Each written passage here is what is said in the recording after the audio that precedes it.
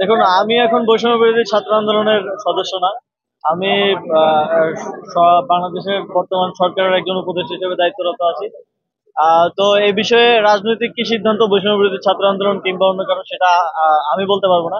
তবে সরকারের দিক থেকে আমরা একটা টাইমলাইন দেওয়া হয়েছে যে 2025 সালের শেষ থেকে 2026 সালের মাঝামাঝি সময়ের মধ্যে নির্বাচন অনুষ্ঠান করা হবে। তবে এটার সময়টা নির্ভর করছে পুরোপুরি আমাদের যে সংস্কার কার্যক্রম তার উপর। বছর শেষের খুশি নগদে হবে বেশি। নগদ পেমেন্টে নির্দিষ্ট ক্যাটাগরির কেনাকাটায় 300 টাকা পর্যন্ত ক্যাশব্যাক।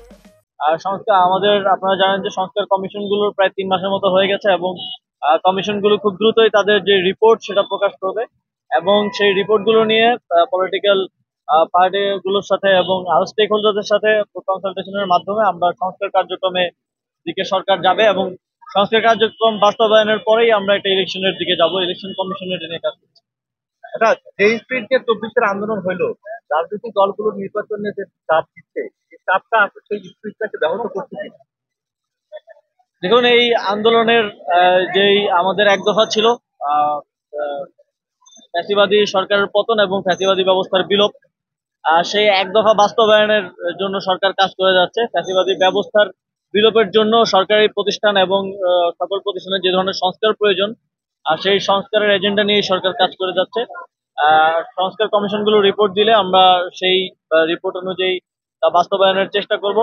তবে নির্বাচন নিয়ে যে অধৈর্য হয়ে যাওয়া, সেটা অবশ্যই সংস্কার কার্যক্রম আহ, যেটা চলছে সরকারের, সেটাকে কিছুটা ব্যাহত করছে এবং সেখানে এক ধরনের বাধার সৃষ্টি করছে। আমরা আহ্বান জানাবো যে রাজনৈতিক দলগুলো এই সংস্কার কার্যক্রমে তাদের মতামত দিয়ে, তাদের প্রত্যেকটা সংস্কার কমিশনে তাদের আহ, প্রস্তাবনা দিয়ে সংস্কার কার্যক্রমে সহযোগিতা করুক এবং তাদের সাথে আলোচনার ভিত্তিতেই সংস্কার কার্যক্রম সম্পন্ন করা হবে। সুতরাং এখানে কাউকে আসলে বাদ দেওয়া হচ্ছে না, সবাইকে সাথে নিয়ে এই সংস্কারটা করা হচ্ছে।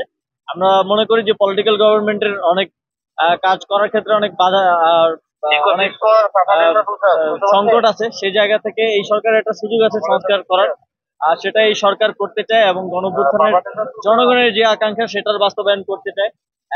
রাজনৈতিক দলগুলোর বাইরেও তো জনগণের অনেক বড় একটা অংশই অভ্যুত্থানে এসেছিল। তো তাদের সেই আকাঙ্ক্ষা বাস্তবায়নই সরকারের প্রায়োরিটি। Thank you. একটু ক্লিয়ার